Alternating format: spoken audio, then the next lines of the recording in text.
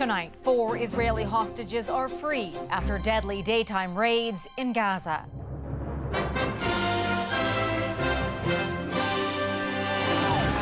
Thank you for bringing my son to me. Emotional reunions following 8 months in captivity. We're committed to getting the release of all the hostages. The high cost of Palestinian lives, with scores killed during the military operation. Calgary's catastrophic water main break, squeezing the city's supply. We will run out of water if we don't take action individually. And high hopes for hockey's coveted cup. Plus, a dream worth holding on to. It's for all girls and women to say, hey, we're relevant at any age. With age limits lifted, a Canadian woman sets her sights on the most prestigious pageant in the world.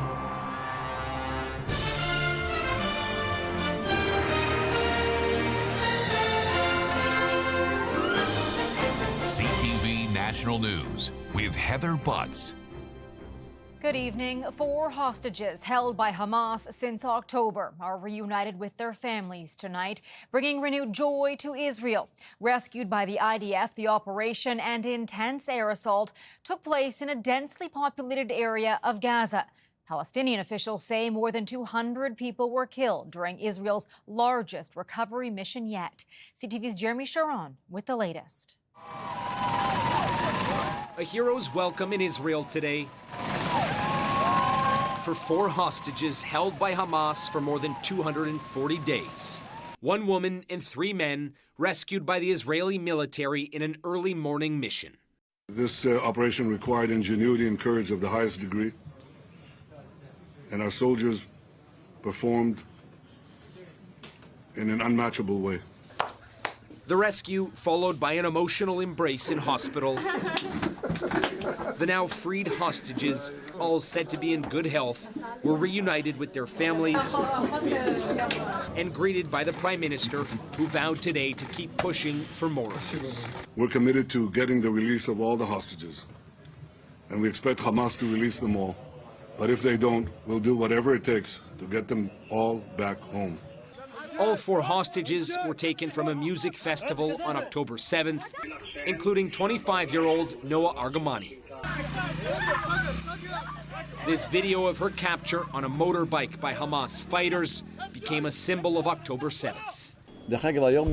Today's my birthday, and I, for the world, couldn't have wished a present like this, her father told Israeli media today.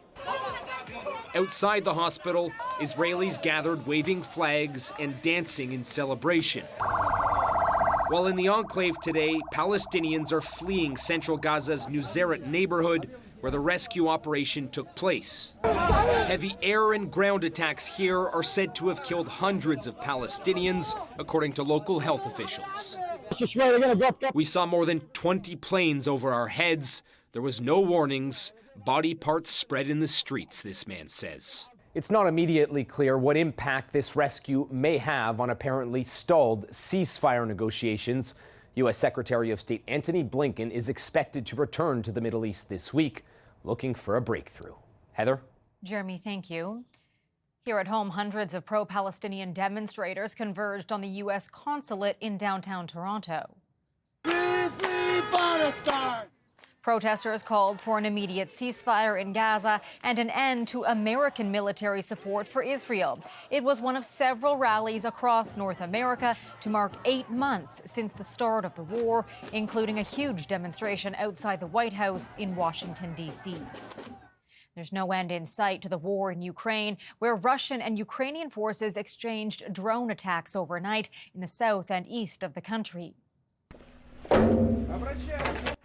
Russian officials in the occupied region of Kherson say Ukrainian strikes killed 22 people and wounded 15, while further east, officials in Luhansk say 6 people died in a Ukrainian missile attack on the regional capital. The UN says more than 170 civilians were killed in May, making it the deadliest month for Ukrainians in almost a year. The water emergency in Calgary could take several days to fix, with the city's reserves at risk of running dry. Officials are again pleading with people to cut back their water use. There is good news about the massive break in the main. The problem has been identified. Now the focus is how to repair it. CTV's Tyler Barrow reports. As crews work around the clock, Calgary enters its third day with water restrictions, forcing residents to adjust. Water's still flowing, that's fine. So it's just the be cognizant about it. Showering a lot less, taking a lot shorter showers. Which has some people getting creative and heading to the river. Clean up in the God's shower. On Saturday, the city said it would be another 5 to 7 days before the water main feeder line is fixed. City crews have reached the damaged section of the break and overnight were able to clean water, dirt, and debris in order to analyze the location of the leak. There are still many unknowns, and we want to ensure that we take time to do this right. Crews are now preparing the feeder main for inspection to determine next steps towards cutting the damaged section of pipe and replacing it. The city says residents must continue to conserve water. 61 warnings have been issued for water misuse. Calgarians love to garden. This is not the time to garden. While the entire city is impacted, the mayor is calling on Calgarians to support some local businesses close to the main break. They really need you to come out and, grab a coffee, grab some pastries, do your shopping. Like here at the Mexican restaurant Salt and Pepper, which normally has a steady lunch rush on Saturday. People are calling in, the community's calling, making sure we're open, making sure that they want to come support us. So that's really nice to see. Calgarians have heard the message and reduced their water consumption. The city says supply and demand are nearly even, but it's imperative everyone continues to do what they can to use that water wisely so we don't run out. Tyler Barrow, CTV News, Calgary. Several people were injured when a commercial float plane collided with a recreational boat as it was taking off from a busy Vancouver harbor. Nearby boats converged on the scene of the collision, which happened just before 1 p.m. The pilot and 5 passengers aboard the plane were injured and were rescued as the plane began to sink into the harbor. The collision is under investigation. The U.S. Coast Guard responded to a massive ship that's taking on water in Lake Superior. According to the Coast Guard, the 210-meter-long bulk carrier began taking on water early this morning after it collided with something off the coast of Michigan. It was carrying low-grade iron ore. Half of the 22-person crew was taken off the ship. It will undergo inspection and repairs at a nearby port. Major waterways play a central role in our environment and economy. As global temperatures continue to rise, protecting them has never been so critical. On this World Oceans Day, CTV's Colton Prale takes a look at the harsh reminder of the damage we're doing to the planet. The biggest threat to Canadian oceans is invisible, a barely noticeable change in temperature. The oceans around British Columbia formed more than 1 degree Celsius since 1950s. The Arctic is even warming at a rate that is at least double the rate. New data from the United Nations shows the rate of ocean warming has doubled in the last 2 decades, with temperatures roughly 1.5 degrees warmer than pre-industrial levels. On the East Coast, climate change has benefited lobster and crab fishermen. But increased natural disasters have wreaked havoc across the Atlantic. While in BC, the number of sockeye salmon migrating through the Fraser River has dropped by more than 25 million in the last decade. It will create winners and losers, depending on who's fishing what and in what area, because fish don't pay attention to dotted lines on a map. The United Nations issued a dire warning. We need an exit ramp off the highway to climate hell.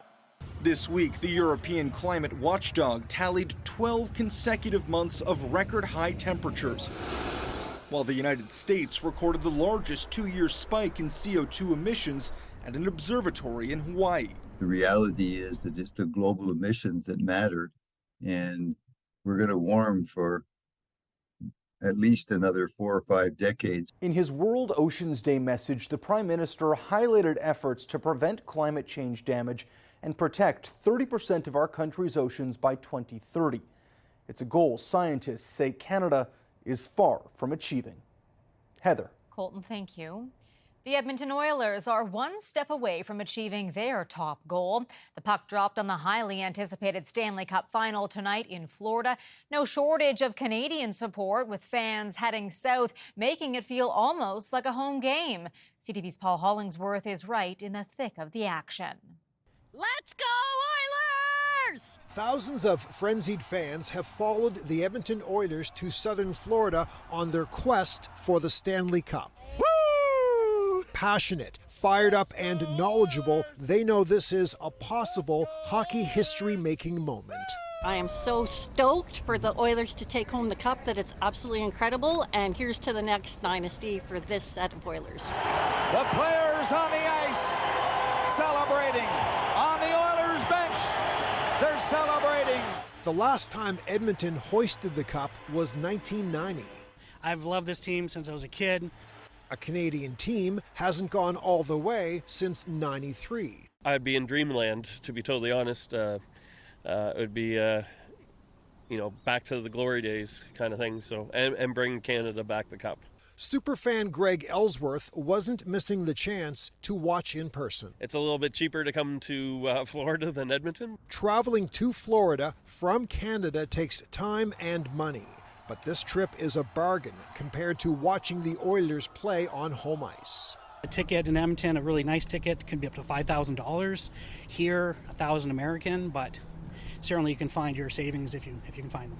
And worth the cost. Absolutely, this is priceless. The last time the Edmonton Oilers made it to the Stanley Cup final was back in 2006. We spoke to a fan who told us he traveled to that series even though he couldn't afford it. And now in 2024, he still can't afford it, but he still traveled here just the same so he could cheer on his team in person.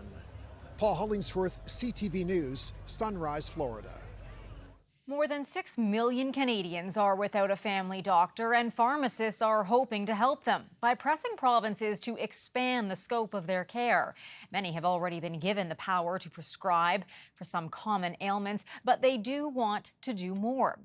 Kamal Karmali is following the story for us. Kamal, what's behind this latest push?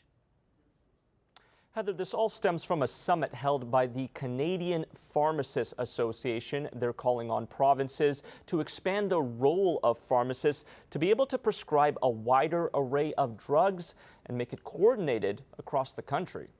Recently, pharmacists across Canada were given the power to prescribe drugs, but only for a handful of minor ailments, which also vary from province to province. Pharmacists in almost all provinces are not able to prescribe most drugs independently without a doctor's prescription, and those in BC, Manitoba, and Ontario are not able to prescribe vaccines. Alberta considered the gold standard by pharmacists having full prescribing authority. Pharmacists believe if all provinces take on Alberta's model, then it would ease pressure on the entire country's healthcare system. They're independent, they're able to prescribe based on their professional judgment any medication that's available through the formulary of the province. And that would be, everyone else is playing catch up. And Kamal, there are those who oppose increasing the scope of what pharmacists can do. Well, the College of Family Physicians Canada says it would actually cause fragmentation and increase the workload for family doctors, but the Canadian Pharmacists Association says otherwise. I think we just need to reimagine what the system looks like.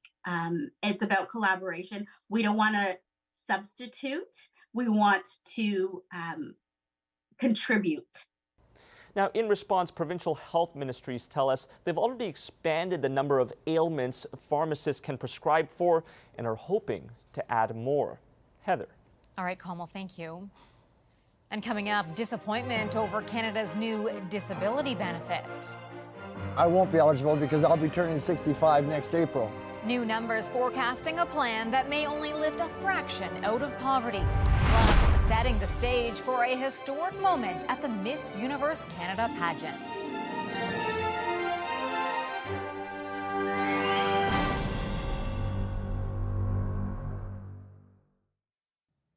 A new benefit for Canadians with disabilities was supposed to drastically reduce poverty rates. Touted by the Liberals as the single largest line item in their recent budget, new numbers show it will only lift a fraction out of poverty. CTV's Christina Tanalia explains. Advocate Isabella Gamp says her Ontario disability support check of just over $1,000 a month barely covers her bills. I had to go panhandling a couple times there a couple months ago, and I'm probably going to have to do that again. The Liberal government's disability benefit is supposed to help some of this country's most vulnerable. More than 600,000, some of the most vulnerable, poorest individuals with disabilities in this country. Support 600,000, but not lift 600,000 people with disabilities out of poverty. It's disappointing, it's insufficient, and it means we're going to need to continue to apply pressure. Green Party MP Mike Morris has received answers to questions he initially asked the Disability Minister at an April committee meeting, with the minister's office writing that, in 3 years, the Canada Disability Benefit will lift 25,000 working-age Canadians and 15,000 of their family members out of poverty each year. Statistics Canada notes 911,000 Canadians ages 15 to 64 live in poverty.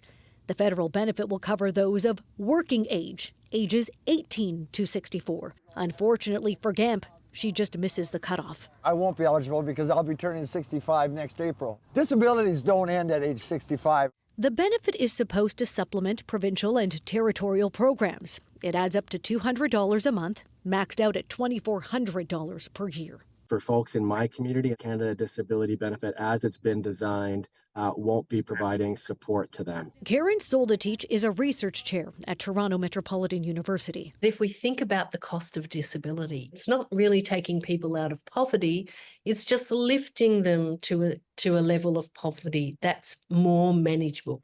Disabilities Minister Kamal Khera also revealed she has yet to meet with 4 of her provincial and territorial counterparts, saying that meeting with them is a priority to ensure there are no clawbacks to the benefits being offered. Heather. Thank you, Christina. Still ahead, the next generation of submersibles. We take a deep dive into a daring dream of returning to the Titanic.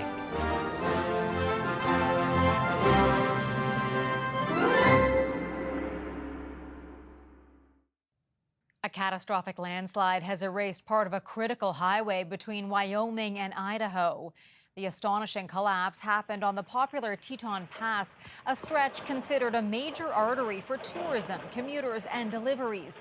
There is no estimated timeline for reopening. A wave of shark attacks has seriously injured 3 people at neighboring Florida beaches. Back-to-back shark attacks sealed off beaches just 90 minutes apart. You don't ever think it's going to happen. You know, it's like crazy.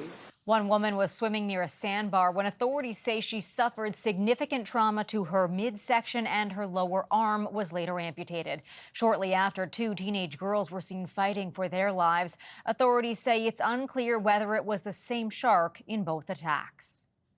The ocean holds no fear for an American explorer focused on returning to the wreck of the Titanic. The mission comes a year after a submersible carrying 5 passengers imploded on its way to the historic site. CTV's Garrett Berry explains. The wreckage of the Ocean Gate Titan submersible, what remained after a deadly implosion that killed 5 people en route to the Titanic. Still saddening to think about it. St. John's was the stage for one of the most dramatic search and rescue missions ever. In the back of my mind, you know, I kind of figured that if they lose comms within, you know, an hour, hour and a half, it's not good. The world's focus came here. A year later, the call of the deep just won't go away. Almost 3/4 of the Earth is covered in water. Isn't doing research important and worthwhile, given that fact? Meet Larry Connor, an American billionaire who has been to space and wants to be one of the next to visit Titanic's wreckage. He and Patrick Leahy of Triton Submarines say they're teaming up to send humans back to the Titanic in the next 2 years. The moment we don't meet one standard, the project is done. We will not compromise safety. Larry Daly's been to the Titanic himself with the pictures to prove it. He's also worked with Leahy on previous expeditions. Knowing Patrick and how he does things, you know, I have no issue with safety or concerns for anyone that's working with them to dive any depth. Leahy and Connor say their multi-million-dollar vessel will be safer and will pass third-party certifications. They want theirs to be the starting gun, resuming this type of deep-sea visitation. To demonstrate safety. If you look at submersibles that have been DNV certified, there's never been an accident. The Ocean Gate vessel was not certified and would never have been. Garrett Berry, CTV News, St. John's. After the break, we're breaking barriers. A Miss Universe Canada contestant inspiring new standards for inclusivity.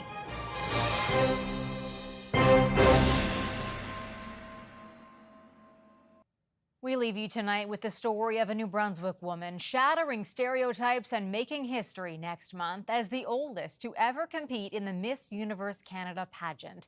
Not only is Lorraine Peters a courageous contestant, she's also winning hearts. CTV's Heather Wright has her story. Miss Universe is considered the most prestigious pageant in the world, with women from 90 countries vying for the title. Who will represent Canada will be decided next month, a day after Lorraine Peters turns 59.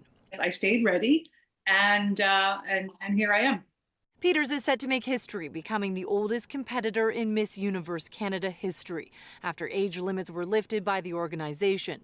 She says she's always known she would one day be on pageant's biggest stage, and she's relishing the fact she's doing it as a nearly 60-year-old. It's for all girls and women to say, hey, we're relevant at any age, and if we have the confidence or the desire to express ourselves in anything, but let's say pageantry, then why don't we belong there? Peters competed in her first pageant in 1980 at the age of 15. And while she took a hiatus, she returned to the stage in her 40s and has been competing ever since. I've been competing in my 50s more than I did when I was in my youth. This was my very first pageant I won in New York. And she's seen a lot of change in the pageant world since her youth, as organizations try to reinvent themselves and stay relevant. Transgender women are able to compete, and this year the organization is allowing women who are married or divorced and those who have given birth or are pregnant to compete as well. There certainly wasn't mothers, there certainly wasn't women with children, there absolutely wasn't women who looked like me. Last month, 60-year-old Alejandra Rodriguez competed in the Miss Universe Argentina pageant, becoming the oldest contestant in Miss Universe history. Both women proving age is just a number. I have wisdom. I am extremely relatable. I've been young, now I'm old. I can relate to what it was like to be broke, be a student. Decades of life experience plus years of competing in pageants, a formula Peters hopes will land her the crown of Miss Universe Canada in July. Heather Wright, CTV News, Toronto. All right, that is inspiring. And that is our newscast for this Saturday night. I'm Heather Butts for all of us at CTV National News. Thank you for watching. Good night, and I'll see you tomorrow.